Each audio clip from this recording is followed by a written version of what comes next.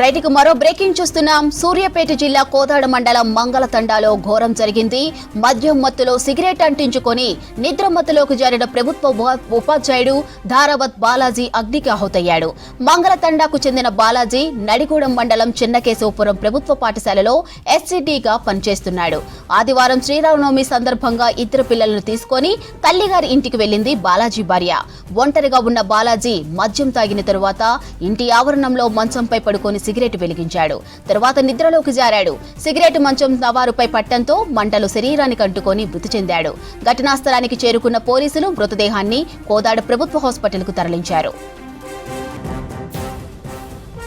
సూర్యాపేట జిల్లా కోదాడ మండలం మంగళతండాలో ఘోరం జరిగింది.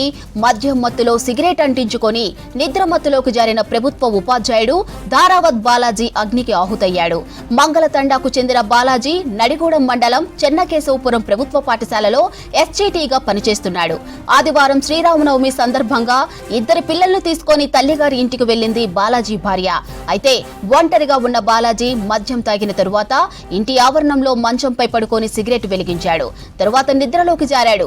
సిగరెట్ మంచం నవారుపై పట్టంతో మంటలు శరీరానికి అంటుకొని మృతి చెందాడు. ఘటనా స్థలానికి చేరుకున్న పోలీసులు మృతదేహాన్ని కోదాట ప్రభుత్వ హాస్పిటల్కు తరలించారు.